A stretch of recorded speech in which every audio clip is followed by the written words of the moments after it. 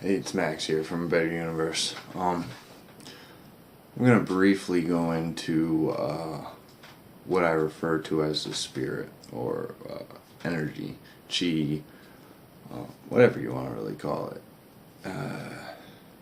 It's the bioelectric force in your body. This is what most yogis consider your spirit. This is what most energy healers talk about when they're referring to their Qi work. It's really just the inner you that never leaves you. It's your consciousness. It's your body and your mind are all given back to the earth once you die, but this energy inside you, energy is never lost. It's always transferred. That was a theory I think Einstein came up with. Or, I'm sorry, Newton. It was Newton. So, this inner energy is responsible for a lot of the things people consider in the law of attraction to help manifest realities. And as I told you before, everything has a certain amount of energy to it. Your emotions having a lot of power and a lot of potential. There's a lot of energy potential in your emotions because the intensity of an emotion can range from, ticked off to burning hot, and feeling like you can bend the world around you. You can be mildly happy to blissfully joy. There's a certain amount of potential because there's so much intensity that you can conjure up in an emotion. So it's very important to, get your emotions under control, and especially because in your mind and your thoughts, because those are the intent of your energies. When they do energy work, they use their mind to find the energy centers in their body. We call these chakras. There's 7 main chakras. According to some of the yogi sciences, there's only 7 main chakras, but 114 chakras throughout the body, 2 of which are outside your body, and 4 which will blossom on their own if you take care of the other 108. That's where they get 108 sun salutations from. I don't know if you guys knew that. That's the common practice, to do 108 sun salutations. That's not the point, though. With these chakras, they line up with, I don't know, I think it's like 49,000 nadis in your body. These are the points that you see acupuncturists. If you've ever seen those flow maps and charts for acupuncturists, they have all your nadis on your body lined through your whole entire system. All these nadis connect into your 114 chakras, and then they are centralized into 7 main chakras. You have your earth element at your sacrum, the water element in your pubic region, fire element in your stomach, air element in your heart chakra, ether in your throat chakra, and then you have your third eye, which is a chakra, and your crown, which is a chakra. So all these energies, all these centers in your body can have energy driven through them and expanded and contracted, all with the intent of your mind. I don't personally feel comfortable teaching energy work to a certain degree because there's a lot of damage that can be done if it's not properly taught, and if the mind isn't well developed enough. It could be very destructive on the body. You have to remember that every thought and emotion has a potential outcome to it, and if you are in control of your energies but not in control of your mind and emotion, and you have this flow of energy that is at your fingertips, and you get angry easily or you cause dysfunction and disharmony, it's going to manifest in your energies and manifest in your life and create extreme discourse and dysfunctionality and just disease, sickness, all kinds of things. So it's very important to check your sources of who you're doing, who's teaching your energy work. One yogi that I heard this warning from says that a lot of the insane asylums and the people who have sociopathic issues are from doing yogi energy work wrong in past lives. I don't know if that's true or not, but it's just something to think about, the damage that you could possibly do on the system. Now, Buddha Shutti is type of cleansing of the elements in the system, but you're also doing, it's a kind of energy work. You're cleansing the energy.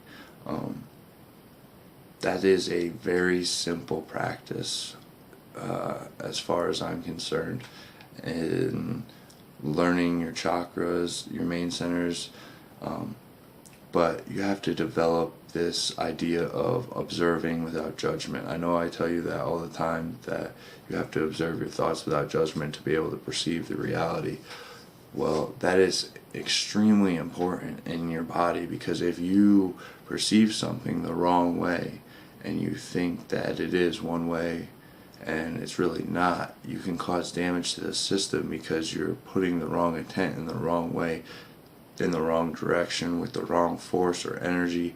It can really just mess up the inner workings of your bioelectrical force, which controls your heart, your sensations, your nervous system, your impulses in your brain, all your liver, kidney functions, all these things. So make sure that if you're looking in and you're deciding to take this venture into your energy work, that you do it with observing without judgment and figuring out what's really going on.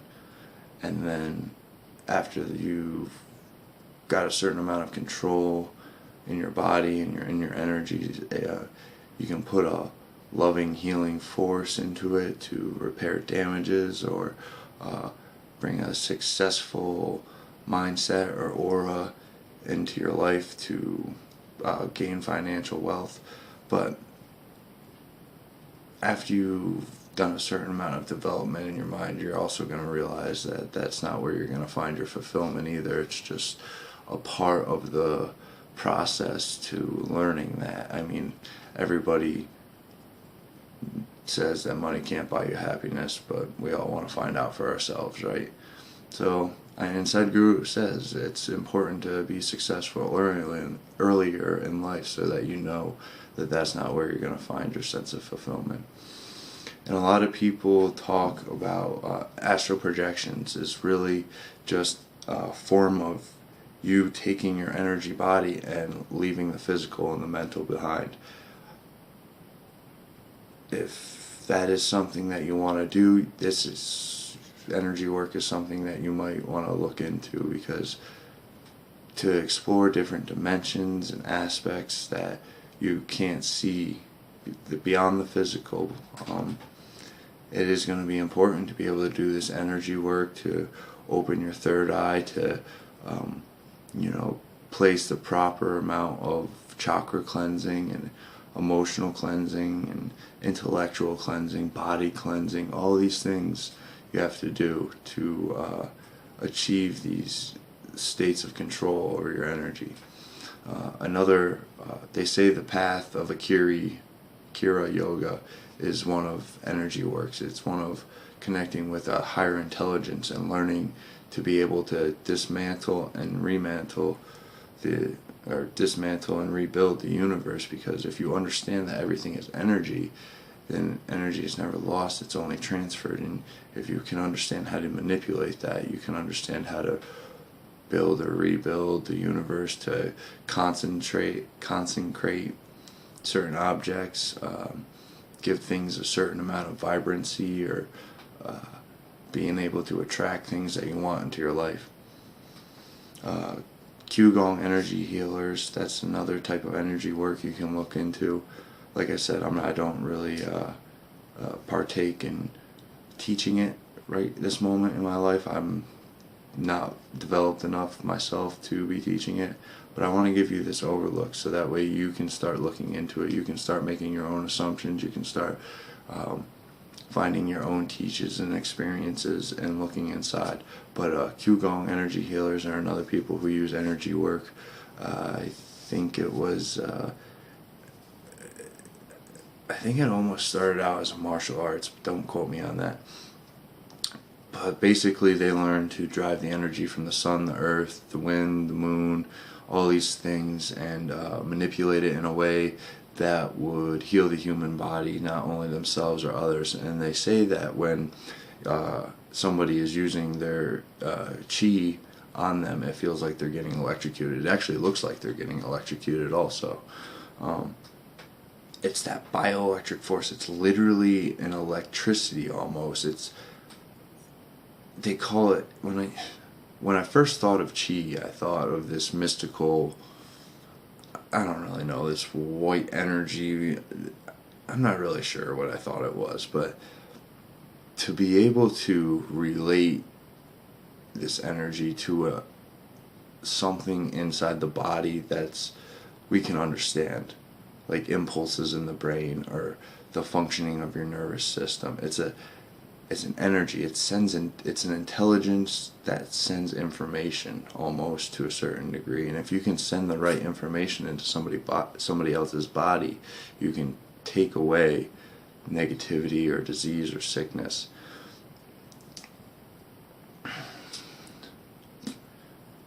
That's as really as in depth of energy work as I'm really familiar with.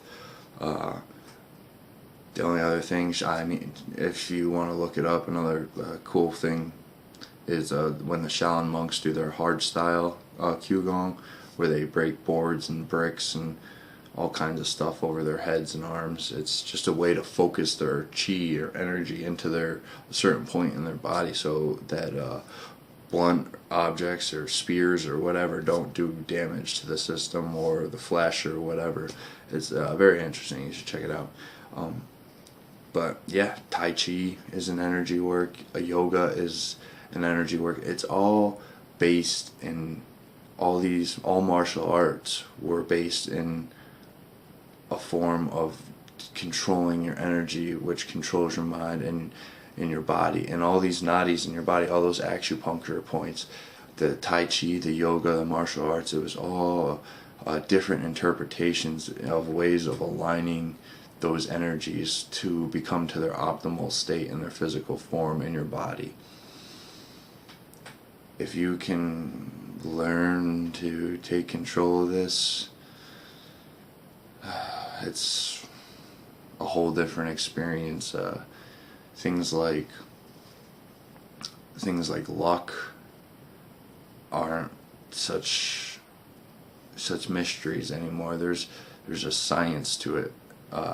After you learn how to use your energy to create your realities. So I think that's enough of my rambling again for the second day straight. It's Max from A Better Universe, your mind, body, spirit connection. Look up some of this energy work. Figure out what's going on inside you. You got it to thank for everything that's going on in your brain, every sensation, every taste that you feel. It's all a flow of information inside your body through this Qi. Don't take it for granted. This life is amazing. Just all the little intricacies just in the human body. The most powerful mechanism on this planet is our intent, our brain. Everything that's been created, from the camera I'm using to the laptop I upload this to, is just a portion of our brain, a portion of the energy directed with our thoughts towards creating whatever in this world that you desire. Alright, well, I'll see you tomorrow.